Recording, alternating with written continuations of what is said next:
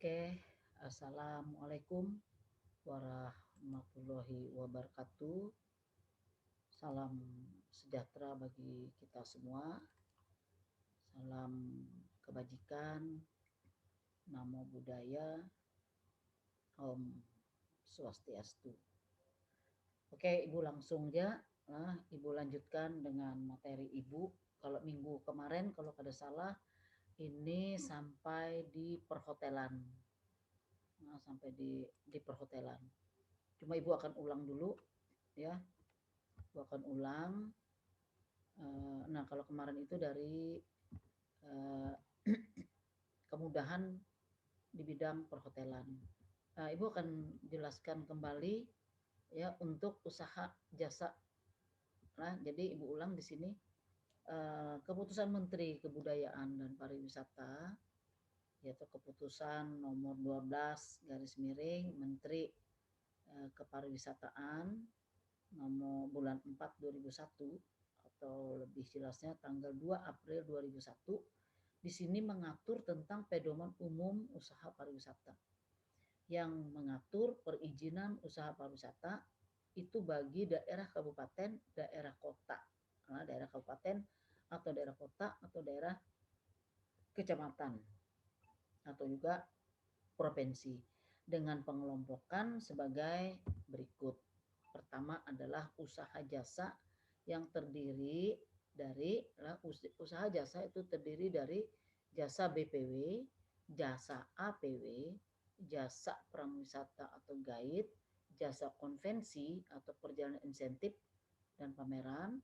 Kemudian kelima jasa impresariat, 6 jasa konsultasi pariwisata dan ke-9 adalah jasa informasi pariwisata. Malah ada jasa MICE ya, sekarang ada tambah jasa MICE. Nah, jadi inilah usaha jasa yang diatur oleh pemerintah di mana pengaturannya ini mempunyai syarat-syarat dan atau ketentuan-ketentuan yang satu sama lain itu tidak boleh saling melanggar aturan. Ya, oke itu jasa usaha. Nanti Ibu jelaskan lebih rinci kalau waktu kita sempat. Kemudian yang kedua adalah pengusaha objek dan daya tarik wisata. Nah, jadi pengusaha objek ini terdiri dari pengusaha objek dan daya tarik wisata. Misalnya seperti pengusaha objek yang ada di Tangkisung atau Waterboom. Nah, semua ada peraturannya. Nah, ini yang kedua adalah pengusaha objek dan daya tarik budaya. Misalnya kayak di Bali, di Bali itu tarian barong, tari kecak, ya ini pengusaha objek dan juga pengusaha daya tarik budaya. Kalau di Jogja itu ada Prambanan, Sendra Tari Ramayana, termasuk daya tarik budaya. Atau objek-objek wisata yang berbasis budaya yang ada di seluruh Indonesia. Nah, kemudian yang ketiga adalah pengusaha objek dan daya tarik minat khusus. Minat khusus ini misalnya ada objek wisata Bekantan. Jadi satu wilayah itu adalah wilayah Bekantan. Ini daya tarik minat khusus. Atau objek wisata yang berhubungan dengan trekking, tubing, dan air terjun misalnya. Nah itu daya tarik minat khusus. Ya, nah yang berikutnya adalah yang ketiga, usaha sarana pariwisata itu terdiri dari penyediaan akomodasi. Akomodasi ini adalah perhotelan, penginapan, homestay, guest house, atau kos-kosan. Nah, ini sudah ada pengaturannya.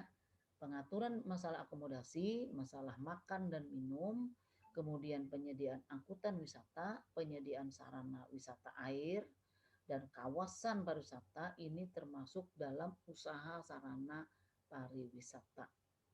Oke, nah, berikutnya izin gangguan dan izin tempat usaha. Di Bandung itu sudah ada izinnya. seperti yang Ibu contohkan kemarin. Izin gangguan dan izin tempat usaha itu apa? Contoh, kita punya objek wisata kebun binatang. Di dalamnya terdapat binatang-binatang buas, ya. Misalnya ular berbisa, ada macan, ada buaya di sana. Nah, untuk mendirikannya itu perlu izin. Pertama izin ke pemerintahan, ke kelurahan, terus ke camat, ke RT, minta tanda tangan warga, diizinkan apa tidak, berbahaya apa tidak. Nah, semua ada aturannya. Kemudian informasi dari kantor unit pelayanan perizinan terpadu ada di Kota Balikpapan, di Banjarmasin juga ada. Nah, semua diatur oleh pemerintah. Nah, kita lihat contoh hotel. Nah, ini ada izinnya. Pemerintah memberikan berbagai kemudahan untuk dalam upaya menarik minat calon investor untuk menanamkan modalnya di bidang pariwisata. Nah, kemudian itu disusun dari tahun 1990, yaitu pengelompokan jenis usaha. Jadi sudah terbagi-bagi ya. Hotel itu usahanya dibentuk dalam perbentukan apa tadi? Kalau yang masuk izin akomodasi. Akomodasi masuk dalam peraturan pariwisata di bidang usaha sarana pariwisata. Ya. Oke, berlanjut. Nah, ini mempermudah pelaksanaan operasional bagi manajemen, pembagian tugas sesuai dengan fungsinya itu diatur melalui beberapa keputusan. Baik keputusan menteri sampai keputusan direktur jenderal serta petunjuk pelaksanaan operasional di lapangan itu seperti apa. Semuanya sudah diatur. Begitu juga dengan biro perjalanan. Banyak aturan-aturannya. Nah, kita lihat contoh. Untuk pembangunan dan pengusahaan hotel diatur dengan SK Dirjen Pariwisata nomor 14 U bulan 2 tahun 88. Ini tentang pelaksanaan ketentuan usaha dan penggolongan hotel yang pelaksanaannya dapat dilihat di bawah ini. Kita lihat bentuk usaha hotel. Ini bentuk usaha hotel. Usaha hotel itu harus berbentuk usaha, badan usaha dan tunduk kepada hukum Indonesia. Jadi dia harus lapor ke badan usaha berbentuk usaha sarana dan prasarana, tapi di bawah naungan Menteri Hukum. Sama dengan biro. Biro juga berbentuk harus ada di bawah atau tunduk kepada hukum yang ada di Indonesia. Kemudian yang kedua, bentuk usaha yang akan dijalankan itu apa? Hotel itu digolongkan dengan tanda bintang 1, bintang 2, dengan bentuk dan badan usahanya dapat berupa perseorangan, bintang 1, bintang 2, atau perseroan komanditer CV. Nah, atau firma. Firma ini adalah usaha gabungan, di mana di dalamnya ada orang yang dari owner PT, ada yang dari CP, atau bisa juga berbentuk koperasi. Ini berlaku untuk bintang 1, bintang 2, terus penginapan, home guest house, homestay, dan juga kos-kosan. Nah, yang ketiga, hotel yang digolongkan tanda bintang 3 dan hotel bintang 4 dan juga bintang 5, bentuk badan usahanya harus berupa PT. Jadi ingat, kalau nanti kalian ketemu di hotel, bintang 1, 2, Melati dan sebagainya, itu bertuliskan CP atau koperasi atau PT, berarti tetap berlaku. Tapi kalau hotel bintang 3 sampai bintang 5, izin usahanya bahwa usaha orang tersebut adalah PT. Oke lah, lanjut. Perizinan. Nah, ini perizinannya.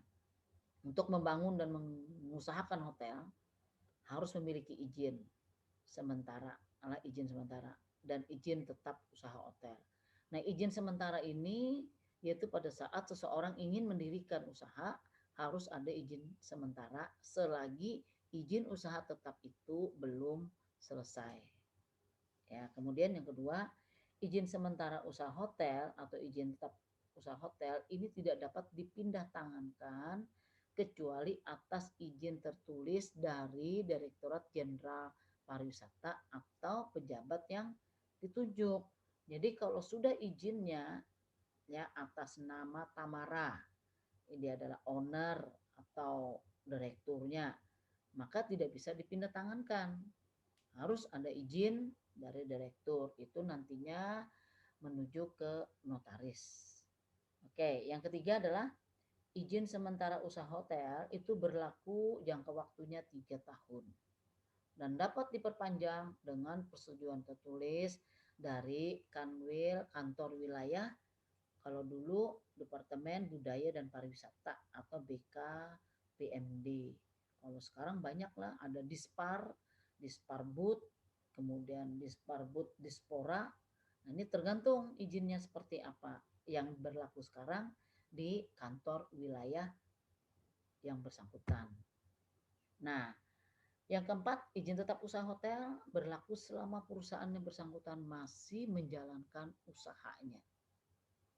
Misalnya usahanya tetap ada jalan dan tetap izin usahanya berlaku selagi dia tidak melapor bahwa usahanya itu tidak berjalan lagi. Walaupun tidak jalan usaha hotel, tapi kalau dia tidak melapor tetap dianggap berjalan. Nah, kelima adalah penyediaan jasa lainnya di lingkungan hotel yang tidak menjadi bagian dari izin tetap usaha hotel wajib diselenggarakan atas dasar izin usaha tersendiri. Nah, di situ ada TDP, ada TDU. TDP itu tanda daftar perusahaan, tanda daftar usaha TDU, dan lain-lain.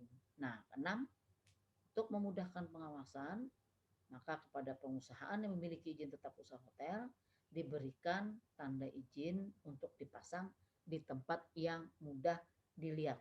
Kalian lihat kalau di hotel, di belakang di resepsionis itu ada tertulis izin usaha, pemiliknya namanya ini, nama hotelnya ini, ya. Nah, yang terakhir ya, izin sementara usaha hotel dan izin tetap usaha hotel diberikan oleh Kanwil. Salinan izin sementara usaha hotel dan izin tetap usaha hotel disampaikan kepada instansi teknis yang bersangkutan. Kemudian untuk permintaan dan pemberian izin sementara hotel dan izin tetap hotel serta pemberian penetapan golongan kelas hotel tidak dikenakan pungutan biaya. Dan usaha hotel terbuka untuk PMA dan PMD, penanaman modal asing PMA dan penanaman modal daerah nasional. Nah, PMA itu asing, PMD itu daerah nasional atau provinsi. Oke, ini yang cukup yang Ibu jelaskan. Nanti minggu depan Ibu akan jelaskan, ya itu tadi Ibu menjelaskan hotel.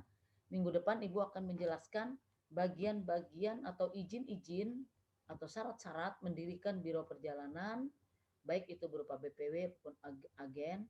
Nah, pramuwisata atau guide juga ada syarat-syaratnya, jasa konvensi juga ada syarat-syaratnya.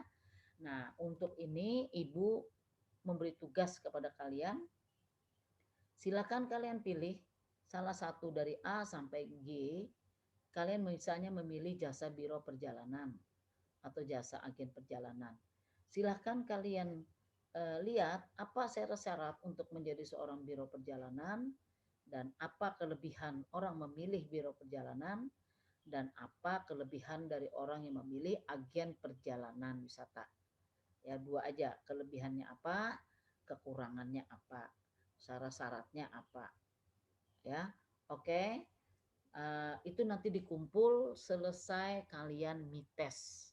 Nah, untuk minggu depan Ibu akan jelaskan lebih lanjut. Oke, terima kasih. Sampai ketemu lagi. Jangan lupa jaga kesehatan. Kalau keluar pakai masker dan terus pakai masker. Cuci tangan dengan sabun dan gunakan hand sanitizer. Oke. Salam pariwisata. Wonderful Indonesia. Wonderful.